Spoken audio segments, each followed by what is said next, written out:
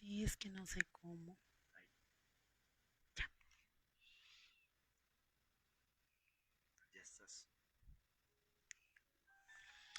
Muy buenas noches. En la noche de hoy vamos a compartir una lectura de Steven, Stephen Bishenki, escritor húngaro conocido después del año 2000, después de la caída del bloque del muro de Berlín, después de que el bloque del este se dio a conocer al mundo. En su obra En brazos de la mujer madura, quiero compartir con ustedes el primer capítulo y si no les aburre la lectura, otro que sigue.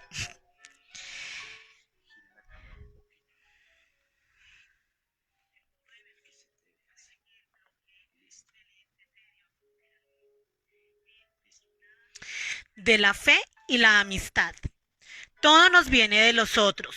Ser es pertenecer a alguien. Jean-Paul Sartre. Nací en una devota familia católica romana y pasé buena parte de mis 10 primeros años entre benévolos frailes franciscanos. Mi padre era director de una escuela católica y un excelente organista, un joven activo e inteligente que además poseía la energía y el fervor necesarios para dirigir la milicia del distrito y participar en política. Él apoyaba el régimen autoritario y clerical del almirante Horthy y era un antifascista conservador que, alarmado por el acceso de Hitler al poder en Alemania, utilizó su influencia y autoridad para conseguir que se prohibieran los mítines del partido nazi húngaro. En 1935, cuando yo tenía 2 años, fue asesinado a puñaladas por un nazi adolescente elegido para ese acto porque no podía ser ejecutado por no tener todavía los 18 años. Después del funeral, mi madre, para sustraerse al horror de su pérdida, se trasladó a la ciudad más próxima, la primera ciudad milenaria de Hungría, cuyo nombre no pienso atormentarles. Alquiló un apartamento espacioso y bien ventilado en el segundo piso de una casa situada en una de las calles más importantes de la ciudad, una calle estrecha de iglesias barrocas y tiendas elegantes, a poca distancia del convento franciscano que yo frecuentaba antes de alcanzar la edad escolar. Los servicios prestados a la iglesia por mi padre, su trágica muerte en plena juventud y el que en ambas partes de nuestra familia hubiera varios curas, contribuyeron a que los frailes me miraran con simpatía. Ellos me enseñaron a leer y a escribir, me contaban las vidas de los santos y de los héroes de la historia húngara y me hablaban de las ciudades lejanas en las que habían estudiado, Roma, París, Viena, pero sobre todo me escuchaban. De manera que en lugar de criarme con un padre, me crié con toda una orden de padres. Ellos siempre tenían una sonrisa amable y comprensiva para mí, y yo me paseaba por los largos y fríos corredores del convento como si fuera el dueño. Recuerdo su cariñosa compañía tan vívidamente como la de mi madre, a pesar de que, como les digo, ella y yo vivíamos solos desde que tuve 2 años. Era una mujer dulce y plácida que me seguía recogiendo todo lo que yo tiraba, puesto que no solía jugar con otros chicos, nunca me peleaba con nadie, y entre los frailes y mi madre crecí rodeado de cariño y con la sensación de absoluta libertad. No creo que intentaran siquiera domeñarme ni educarme. Ellos se limitaban a verme crecer, y el único freno que actuaba en mí era el saber que todos rezaban por mi bien. También sabía que formaba parte de una tribu numerosa y espléndida, y si me daban motivos para creer que era el orgullo y la alegría de todos mis parientes. Recuerdo una ocasión en que todos mis tíos y sus familias se habían reunido en mi casa para felicitar a su hermana viuda con motivo de su cumpleaños. Por la noche había fiesta y yo me negaba a acostarme, como los otros niños, mientras los mayores se quedaban de jarana. Todos fueron a mi habitación para hacerme compañía mientras mi madre me metía en la cama. Al desnudarme, ella me dio una palmada y un beso en el trasero, y me prometió que todos harían otro tanto si después me dormía sin más protestas. No debía de tener más de 3 o 4 años, es uno de mis primeros recuerdos, y todavía me parece ver a todas aquellas personas mayores haciendo cola para besarme el trasero, mientras yo, echado boca abajo, los miro por encima del hombro. Todo esto puede explicar por qué me convertí en un niño cariñoso y espontáneo, y en un mocoso presumido. Yo daba por descontado que todo el mundo me quería y me parecía lo más natural querer y admirar a todas las personas a las que conocía de vista o de oídas. Aquellos buenos sentimientos míos estaban dirigidos primeramente a los santos y mártires de la Iglesia. A los 7 y 8 años tenía la sublime vocación de hacerme misionero y, si era posible, mártir en los arrozales de la China. Recuerdo especialmente una tarde soleada en la que no tenía muchas ganas de estudiar y desde la ventana de mi habitación contemplaba a las mujeres elegantes que pasaban por nuestra calle. Me preguntaba si al hacerme sacerdote y formular voto de castidad me resultaría muy difícil ir por la vida sin la compañía de aquellas estupendas señoras que iban camino de la sombrerería o de la peluquería, para estar más angelicales todavía. Así pues, mi propósito de hacerme sacerdote me colocó ante la perspectiva de renunciar a las mujeres, incluso mucho antes de haberlas deseado. Durante algún tiempo me sentí avergonzado de haber sentido preocupación y finalmente me decidí a preguntar a mi confesor, un hombre de pelo cano de unos 60 años y carácter infantil, si a él le resultaba difícil andar por el mundo prescindiendo de las mujeres. Él me miró severamente y se limitó a observar que no le parecía que yo tuviera madera de sacerdote. Me quedé sorprendido ante esta falta de consideración hacia mi vocación, solamente porque había querido conocer el peso del sacrificio, y temí que en lo sucesivo fuera a quererme menos, pero él volvió a animarse. Era un optimista, y con una sonrisa me dijo que había muchas maneras de servir a Dios. Yo solía hacer de monaguillo en sus misas. Él madrugaba y decía misa a las 6. Muchas veces en la gran nave de la catedral no había nadie más que él y yo, percibiendo la misteriosa y poderosa presencia de Dios. Y aunque ahora soy ateo, todavía recuerdo con agrado aquella sensación de gozo, las 4 velas en el frío silencioso de mármol, estremecido de ecos. Allí aprendí a sentir y a apreciar el misterio intangible, propiedad innata en las mujeres y que los hombres con suerte pueden llegar a adquirir. Si me recreo en estos recuerdos lejanos y brillantes es en parte porque me gusta y también porque estoy convencido de que muchos chicos arruinan sus mejores años y su carácter con la idea equivocada de que para hacerse hombre tienes que ser un pedazo de bestia. Para sentirse mayores se unen a un equipo de rugby o de hockey, cuando en realidad una iglesia vacía o un camino poco frecuentado en el campo pueden decirle mucho más del mundo y de sí mismos. Los frailes franciscanos me perdonarán, espero, si digo que yo nunca hubiera podido comprender y gozar a las mujeres si la iglesia no me hubiera enseñado lo que es la reverencia y el éxtasis. Volviendo a lo del celibato, tema que empezaba a preocupar el asunto al presunto cura en ciernes, no eran las mujeres que yo veía desde las ventanas de nuestro apartamento las únicas responsables de mi prematuro dilema. Si en el convento podía participar de la vida de un grupo de hombres, en casa se me recibía con agrado en una comunidad de mujeres. Una vez a la semana mi madre ofrecía un té a sus amigas, todas ellas viudas o solteras de su misma edad, entre 30 y 40. Recuerdo que la similitud entre el ambiente del convento y el de los tés de mamá me parecía extraña y estupenda. Tanto los franciscanos como las amigas de mi madre eran personas felices y alegres, aparentemente muy contentas de vivir independientes. Me sentía el único eslabón humano entre aquellos dos mundos estancos y me llenaba de orgullo el ser bien recibido en uno y en otro. No concebía la existencia sin uno de ellos, y a veces pienso que la vida ideal podría ser la de un fraile franciscano con un harén de mujeres de 40 años. Con el tiempo, empecé a esperar con impaciencia el día en que venían las amigas de mamá, que me tomaban la cara entre sus manos cálidas y suaves y decían qué ojos más negros tenía. Su contacto me producía un grato vértigo. Trataba de armarme con el valor del mártir y cuando ellas llegaban les saltaba al cuello para saludarlas con un beso y un abrazo. La mayoría parecían sorprendidas y desconcertadas por mi actitud. «Caramba, Ersi, qué espontáneo es tu hijo», decían a mi madre. Algunas me miraban con suspicacia, especialmente si yo conseguía rozarles el pecho con las manos. No sabía yo por qué, pero esto era más emocionante que tocarles el brazo. De todos modos, estos incidentes siempre acababan entre risas. No recuerdo que ellas se lo tomaran en serio. Yo las quería a todas, pero esperaba sobre todo a la hermana de mi padre, la tía Alice, una rubia llenita de pechos grandes, con un perfume auténticamente fantástico y una cara redonda y bonita. Ella me tomaba en brazos, me miraba a los ojos con burlona indignación y, según creo, un poco de coquetería, y me reprendía en tono grave y tierno a la vez. Tú me buscas el pecho, diablo. La tía Alice era la única que me miraba como a un personaje importante. Después de haberme convertido mentalmente en el primer papa húngaro y de haber sufrido el martirio, yo me sentía ya como un gran santo, varado temporalmente en la niñez.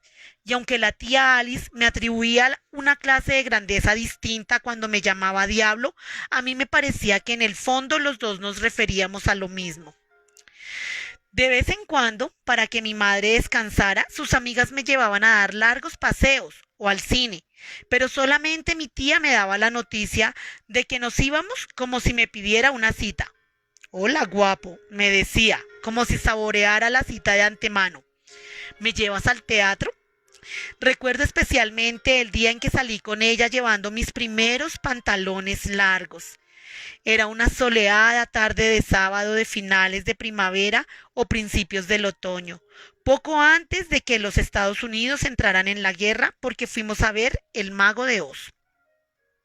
Yo había estrenado mi traje de hombre unos días antes y estaba deseando que me viera con él la tía Alice, porque ella seguramente sabría apreciarlo. Cuando por fin llegó, oliendo a perfume y polvos faciales, con el afán de explicarle a mi madre por qué se había retrasado, no se fijó en mis pantalones nuevos. Pero cuando nos íbamos, profirió un ronco ¡ah! Y dio un paso atrás para contemplarme. Yo le ofrecí el brazo y ella, al tomarlo, dijo: tengo el acompañante más guapo del mundo. ¿No es verdad que se parece a su padre, Ersi? Íbamos hacia la puerta cogidos del brazo como una pareja feliz, cuando de pronto sonó la voz de mi madre. András, ¿has hecho pipí? Salí del apartamento con la tía Alice, jurándome no volver jamás. Hasta las frases de apaciguamiento de mi rubia acompañante sonaban con ultrajante condescendencia, y mientras bajábamos las escaleras yo me preguntaba cómo volver a situar nuestras relaciones en su justo plano. Antes de salir a la calle le pellizqué una nalga. Ella fingió no notarlo, pero se puso muy colorada. Entonces decidí que cuando fuera mayor me casaría con la tía Alice, porque ella me comprendía. De todos modos, no pretendo exagerar atribuyéndome una precoz pasión incestuosa por aquella estupenda señora. En realidad, cuando más a gusto me sentía era estando con los padres franciscanos y en las meriendas semanales de mi madre, viendo a todas sus amigas reunidas y oyéndoles hablar de modas, de la guerra, de la familia, de matrimonios y de cosas que yo no entendía. La catedral, grande y silenciosa, y nuestra sala, llena de mujeres alegres y bulliciosas, con el olor de sus perfumes y la luz de sus ojos, son las imágenes más claras y más vívidas de mi niñez. Me pregunto qué clase de vida habrá sido la mía sin las meriendas de mamá. Tal vez a ellas se deba el que nunca haya visto en las mujeres a enemigas o territorios que conquistar, sino siempre aliadas y amigas, lo cual, creo yo, es la razón por la cual ellas, a su vez, siempre han sido amables conmigo. Nunca me encontré con esas pécoras de las que se oye hablar. Deben de tener mucho trabajo con los hombres que consideran a las mujeres como fortalezas que hay que asaltar y arrasar. De todos modos, al hablar de la buena armonía con todos y con las mujeres en particular, no puedo sino sacar la conclusión de que mi absoluta felicidad en los té semanales de mi madre denota un prematuro y acusado entusiasmo hacia el sexo opuesto. Es evidente que este entusiasmo contribuyó a mi ulterior buena suerte con las mujeres. Y aunque espero que estas memorias han de ser instructivas, no han de ayudarles a conseguir que las mujeres se sientan más atraídas por ustedes de lo que ustedes se sientan por ellas. Si en el fondo ustedes las odian, si sueñan con humillarlas, si gozan mostrándose autoritarios, es posible que ellas les paguen en la misma moneda. Ellas les querrán y les desearán tanto como ustedes las deseen y las quieran a ellas. Bendita sea su generosidad. de la guerra y la prostitución. Todo recién nacido es un mesías. Lástima que se convierta en un vulgar granuja. Hasta los 10 años se me permitió olvidar que había nacido el mismo año en que Hitler llegó al poder. En la Europa castigada por la guerra, nuestra ciudad se me parecía como una capital del reino de las hadas. Era pequeña y como de juguete, y al mismo tiempo antigua y regia, como muchas partes del viejo Salzburgo. Allí vivía yo, un príncipe feliz, en el mejor de los mundos, rodeado de una familia numerosa y protectora. Mi madre, una mujer callada y pensativa que me seguía con ojos serenos. Mis tías, aquellas amigas alegres, mundanas y elegantes. Y los frailes franciscanos, mis padres bonachones. Tuve la suerte de crecer en un invernadero de amor y lo absorbí por todas las células de mi cuerpo. Pero tal vez sea bueno que después de haber aprendido a amar el mundo, también llegara a conocerlo. De un niño feliz y despreocupado que pensaba en el sacerdocio y en el éxtasis del martirio, me convertí en proxeneta y extraperlista. Cuando acabó la guerra, después de 2 años de pesadilla y antes de cumplir los 12, me convertí en intermediario de las prostitutas húngaras en un campamento del ejército americano cerca de Salzburgo, la ciudad que en otros aspectos tanto se parecía a la mía. Mi transformación empezó en el verano de 1943, en que las olas de la guerra llegaron por fin a la Hungría occidental. Nuestra tranquila ciudad se convirtió en puesto de guarnición alemán y por la noche los bombarderos americanos empezaron a poner escombros nuevos junto a las antiguas ruinas. Nuestro apartamento fue requisado para los oficiales de la Wehrmacht y muy oportunamente, por cierto, porque un par de semanas después de que nos fuéramos, la casa fue bombardeada. Huyendo de los bombardeos, nos dirigimos hacia el oeste, a casa de mis abuelos, situada en un pueblo muy apartado, y en el otoño mi madre me envió a una academia militar de una pequeña ciudad próxima a la frontera austriaca. Dijo que allí estaría seguro, comería bien y aprendería latín. El coronel director describió el espíritu de la academia en el discurso de bienvenida a los nuevos cadetes con estas palabras: aquí aprenderéis lo que es la disciplina. Nos gritaban a todas horas del día, en clase, en el patio y en el dormitorio. Todas las tardes de 3 a 4 teníamos que caminar arriba y abajo del parque, que era muy extenso, arbolado y rodeado de altos muros. Se nos ordenaba, so pena de fuerte castigo corporal, andar a paso ligero, sin parar ni un segundo. Y había sargentos vigilándonos, apoyados en los troncos de los árboles, para cerciorarse de que obedecíamos. Pero nosotros, los cadetes novatos, teníamos que obedecer además a los cadetes veteranos que ejercían sobre nosotros una autoridad militar debidamente reglamentada. Me encontré en un compromiso el primer día cuando un cadete veterano me gritó a mi espalda que me parara y me pusiera firmes. Era un pelirrojo flaco con el pelo cortado a cepillo, de aspecto enclenque e insignificante. En realidad parecía más joven que yo. A mí me preocupaba desobedecerle, pero más me preocupaba desobedecer a los sargentos. Seguí andando a buen paso y él tuvo que correr para darme alcance. Cuando llegó a mi lado, estaba sudando y jadeaba. ¡Saluda!, me mandó con voz chillona y trémula. ¡Saluda! Yo saludé y seguí andando, sintiendo viva adversión. Estaba convencido de que había ido a caer en medio de un atajo de idiotas furiosos. Fue un trauma del que no he llegado a recuperarme por completo. Mi año y medio de instrucción en la Real Academia de Oficiales de Hungría estuvo a punto de hacer de mí un anarquista. No puedo sentir el menor respeto ni simpatía hacia cadetes veteranos, generales, jefes de partido, millonarios, directivos, ni hacia sus empresas.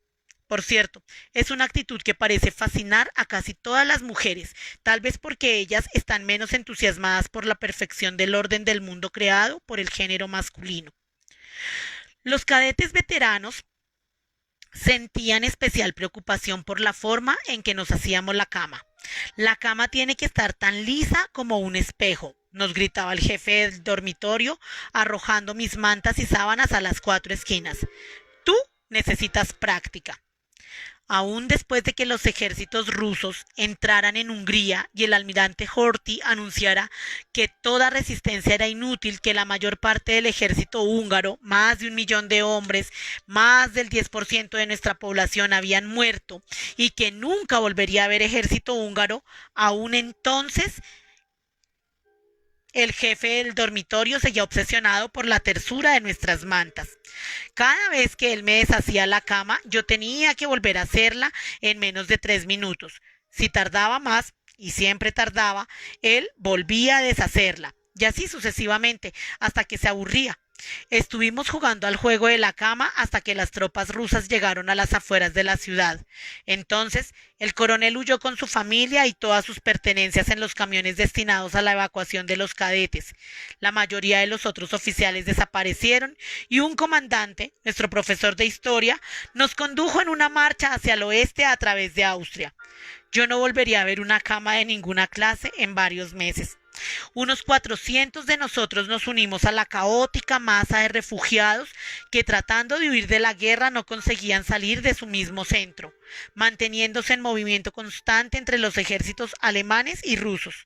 En aquella marcha entre las líneas del frente, a través de las llanuras y las montañas de Austria, aprendimos a dormir andando.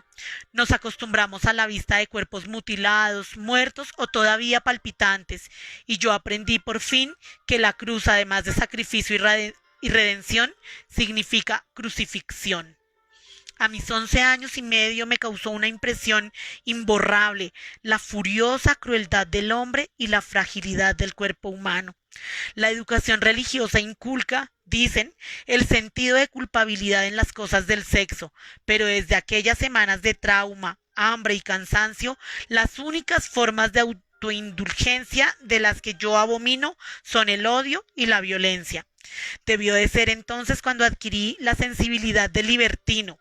Cuando has visto tantos cadáveres, acabas perdiendo toda clase de inhibiciones respecto a los cuerpos vivos. Una noche, mientras atravesábamos Viena a oscuras, perdí contacto con los otros cadetes y a partir de entonces seguí solo. Vivía de lo que podía robar de los campos junto al camino. Otros refugiados debieron de hacer lo mismo antes que yo, porque los campesinos guardaban sus campos de kartoffeln con ametralladoras y más de una vez me chamusqué las manos al intentar cocer una patata. A mediados de mayo de 1945, cuando un jeep del ejército americano me recogió en la carretera, solo y medio muerto de hambre, yo hubiera sido capaz de cualquier cosa. Al decir que antes de los 12 años actuaba de proxeneta para el ejército americano, no quiero dar la impresión de que los soldados no guardaban la debida consideración a mi edad. Desde luego, lo pasé mucho mejor con el ejército USA que en la academia militar. Y si hacía un oficio impropio de mi edad, era porque deseaba ganarme lo que comía y al mismo tiempo enterarme de las cosas del sexo. Los 2 soldados que me recogieron y me condujeron al campamento se encargaron de que me dieran comida, una ducha y atención médica. Luego me llevaron al comandante del campamento. El dictamen médico acerca de mi depauperada condición física y los visibles efectos de mis recientes experiencias debieron de mover la compasión y decidió permitir que me quedara en el campamento. Se me asignó una cama en uno de los barracones de ladrillo, construido para las juventudes hitlerianas, un uniforme arreglado a mi medida, mi ración de cigarrillos, chicle, pastillas de menta y una fiambrera. Y a las horas de comer yo hacía cola con los soldados y recogía los 5 platos del menú con una sensación de profunda beatitud. Durante los primeros días pasaba casi todo el tiempo paseando por los barracones y tratando de hacer amigos. Los soldados tenían pocas ocupaciones salvo mirar fotos, afeitarse, limpiar la ropa y las armas y enseñar palabras inglesas a un chiquillo extraviado. Hi, ok, kid y fucking, adjetivo universal, fueron las primeras palabras que aprendí. Y más o menos por este orden, pero antes de 2 semanas ya hablaba suficiente inglés para cambiar impresiones sobre la guerra, Hungría, los Estados Unidos y nuestras familias. Una noche yo estaba presente por casualidad cuando una muchacha húngara y un soldado ajustaban el precio. Yo ofrecí mis servicios en calidad de intérprete e intermediario. 5 paquetes de cigarrillos, un bote de leche en polvo, 24 paquetes de chicles y una lata pequeña de carne de buey eran la moneda de la transacción. Resultó que la mayoría de las mujeres que venían al campamento por la noche, mientras los policías militares se hacían los distraídos, eran húngaras de un cercano campamento de refugiados. Así fue como muy pronto entré en funciones de intérprete, intermediario y alcahuete. Lo primero que aprendí en este delicado menester es que las mayorías de las consideraciones morales sobre el sexo no tenían absolutamente ningún punto de contacto con la realidad. Fue una sorprendente revelación que tuvieron también muchas mujeres respetables, aún snobs de la burguesía que vivían hacinadas en el mísero campamento húngaro y a las que yo acompañaba a los barracones del ejército. Al final de la guerra, cuando incluso los propios austriacos sufrían una carencia horrorosa de casi todo, los cientos de miles de refugiados apenas podían sobrevivir y su situación era más lastimosa por cuanto que la mayoría había sido gente acomodada. La dignidad y la virtud, tan importantes para estas mujeres en su mundo, no tenían ningún significado en el campamento de refugiados. Ellas me preguntaban, sonrojándose, pero muchas veces en presencia del taciturno marido y de sus hijos, si los soldados tenían enfermedades venéreas y qué podían ofrecer. Recuerdo con especial simpatía a una señora hermosa y aristocrática que trataba el asunto con grotesco refinamiento. Era una mujer alta, morena, de enormes y vibrátiles pechos, cara angulosa de expresión altiva y poco más de 40 años, diría yo. Su marido era conde, cabeza de una de las más antiguas y distinguidas familias de Hungría.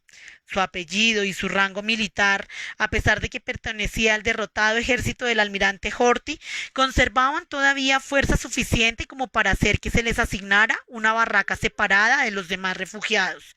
Tenían una hija de unos 18 años, con el pelo muy largo, que solía reírse cada vez que yo entraba en su alojamiento en mis no muy frecuentes embajadas. La condesa de S. Solo trataba oficiales y por el doble o el triple del precio habitual. El conde, cuando me veía llegar, miraba para otro lado. Todavía llevaba el pantalón negro con franja dorada del uniforme de gala, pero en el cuerpo, en lugar de la guerrera con charreteras, llevaba un viejo jersey en fase de desintegración.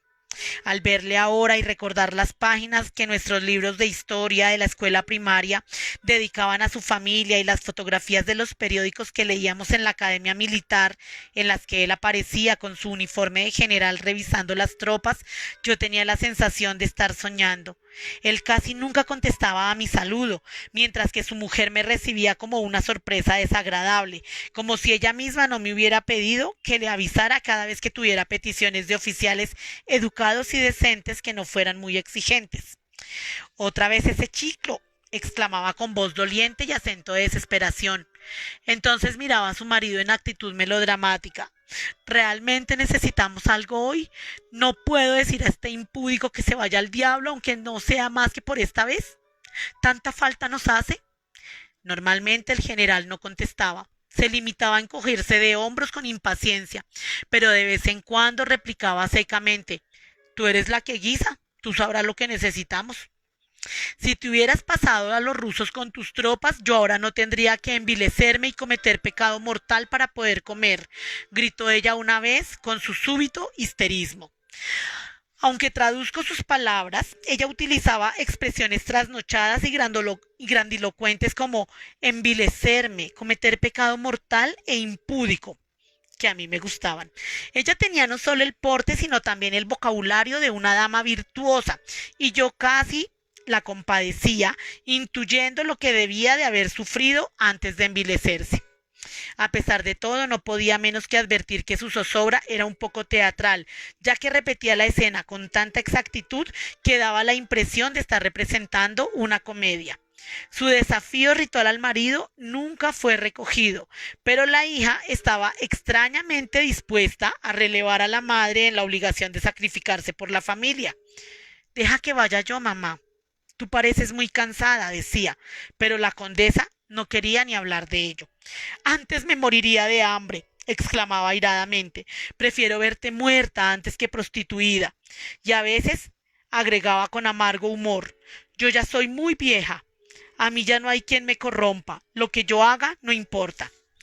Todos esperábamos en silencio mientras ella se preparaba, se maquillaba y se quedaba mirando a su marido, o simplemente paseaba la mirada por la pequeña habitación. Rezad por mí hasta que vuelva, solía decir, y al salir, y yo la seguía casi convencido de que aquella mujer hubiera preferido morir a someterse a la prueba que la esperaba. Pero cuando llegábamos al coche, ya era capaz de sonreír valerosamente, y a veces, si el que la esperaba era cierto joven capitán, ella se reía con espontaneidad y alegría durante el trayecto al campamento. Y cuando su rostro se ensombrecía y se quedaba pensativa, yo, solo de estar a su lado, me sentía arder. En estos momentos te dabas cuenta de que sus labios no podían ser más sensuales. Yo observaba estos cambios de actitud en muchas de las mujeres a las que acompañaba a los barracones. Al despedirse de la familia parecían diosas de virtud camino al sacrificio, y luego era evidente que se divertían con los americanos, muchos de los cuales eran más jóvenes y más guapos que el marido. Yo sospechaba que muchas de ellas se alegraban de poder considerarse nobles, altruistas y abnegadas esposas y madres, cuando lo que hacían en realidad era tomarse unas gratas vacaciones de la aburrida vida matrimonial. No es que yo estuviera presente mientras ellas permanecían en los barracones con los soldados, ya que mis reiterados intentos por quedarme resultaron infructuosos. Al fin y al cabo yo no recibía pago alguno por mis servicios, y me parecía que los soldados y las mujeres me debían por lo menos la oportunidad de obtener información de primera mano de sus actividades. Pero sí, a la hora de organizarles la cita, mi moral parecía tenerles sin cuidado. Llegado el momento de la verdad, insistían en quedarse solos. A veces, cuando me excitaba por los primeros arrunchones que se producían en mi presencia, solía protestar por lo injusto de sus exigencias. Cuando me necesitáis para que os arregle el palán, no soy un niño, pero a la hora de follar, entonces sí lo soy. Yo quería participar, de traducir frases como pregúntale si es ancha o estrecha, y de todas aquellas palabras y caricias. Me encontraba en un estado de erección permanente. Rara vez desperdiciaba la oportunidad de entrar en la habitación de un oficial cuando él y la mujer salían. En los barracones de los soldados siempre había alguien más, pero en las habitaciones de los oficiales podía estudiar el escenario a mis anchas. Buscaba pistas en las camas revueltas, en las botellas de licor medio vacías, en las colillas manchadas de carmín, pero sobre todo en los olores que permanecían en la habitación. Una vez encontré unas bragas de seda blanca y las olí con ansia. Tenían un olor peculiar y agradable. Yo no podía saberlo, pero adiviné que así debía de oler la mujer, y me puse las bragas en la nariz y estuve mucho rato respirando a través de ellas. Recuerdo una sola ocasión en la que realmente pensé que no perdía nada con seguir siendo un niño un poco más. Fue cuando vi a un soldado que había contraído una enfermedad venérea.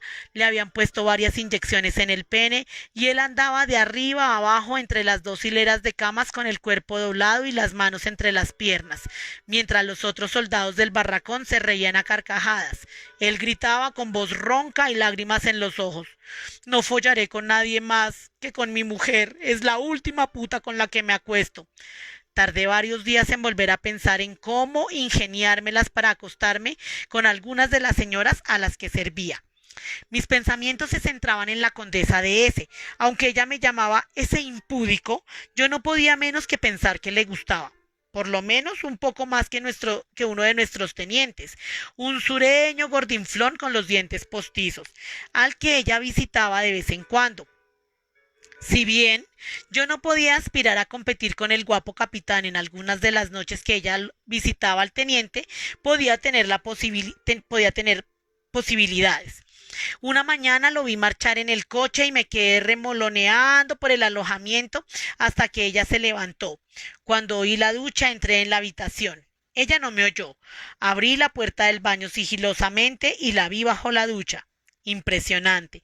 Aunque yo había visto las fotografías clavadas en las paredes de los barracones, era la primera vez que veía a una mujer de carne y hueso desnuda. No solo era diferente, era como un milagro. No se dio cuenta de mi presencia, y cuando salía de la ducha la pillé desprevenida. Le besé los pechos y me apreté contra su cuerpo mojado y caliente. Al tocarla, Me invadió una sensación de placidez y desfallecimiento, y aunque quería mirarla, tenía que cerrar los ojos. Ella debió advertir la viva impresión que me producía y tal vez por ello esperó unos momentos antes de apartarme de un brusco empujón.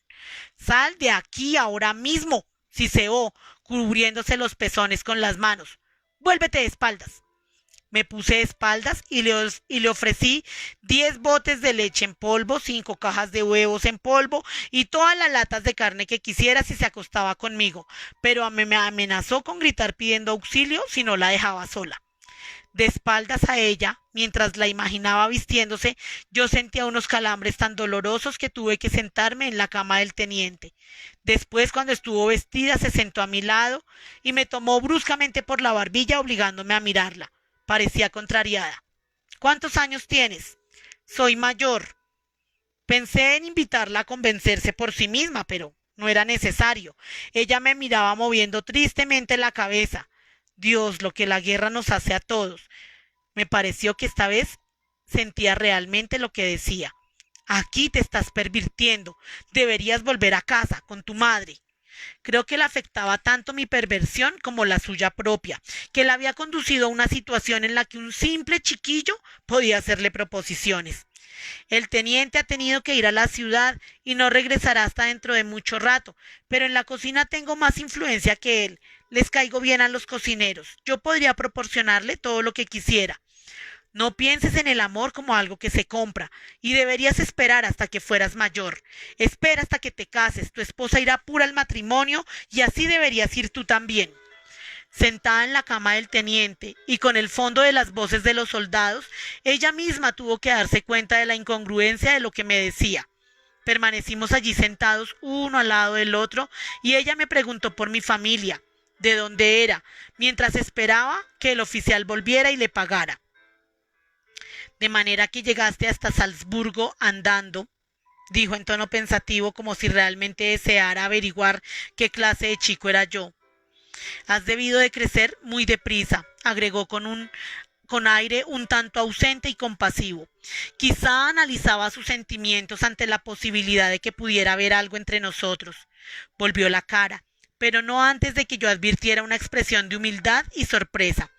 Incluso después de convertirse en prostituta de ocasión, debía de resultarle desesperadamente el sorprenderse a sí misma tomando en consideración la proposición de un muchacho de 12 años.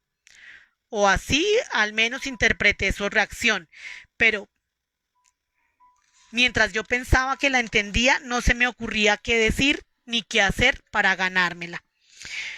Yo no estaba preparado, me sentía como en la escuela cuando el maestro me llamaba a la pizarra y yo no podía dar el nombre de la capital de Chile. Lo que quería era marcharme. Estaba asustado. Pero en aquel momento ella me empujó suavemente sobre la cama y me desabrochó el pantalón. Con la espalda erguida comenzó a acariciarme con dedos lentos y cautelosos, estudiándome la cara con cierto aire de curiosidad. De pronto sus labios se abrieron, se inclinó y me tomó en su boca. Me sentí ingrávido y me pareció que nunca en la vida querría volver a moverme. Sentía en mí la mirada de sus ojos graves y después me pareció oír su voz que volvía a llamarme impúdico. Finalmente me sacudió por el hombro y me ordenó que me levantara. Cuando salí de la habitación me dijo que rezara para pedir a Dios que me salvara de la condenación. Tal vez hubiera acabado por conquistarla de haber seguido asediándola desde la puerta de la ducha de las distintas habitaciones de oficiales que ella frecuentaba. Sin embargo, por extraño que pueda parecer, no lo intenté. Su impulso de aliviarme mi desazón en la cama del teniente me curó del afán de pillar desprevenidas a las mujeres. Me sentía como el ladrón que entra en una casa a robar y el dueño le hace un regalo. Estos son los primeros 2 capítulos de En brazos de la mujer madura, la obra Culmen de Stephen Bichensky. Espero haya sido de su agrado. Muchas gracias.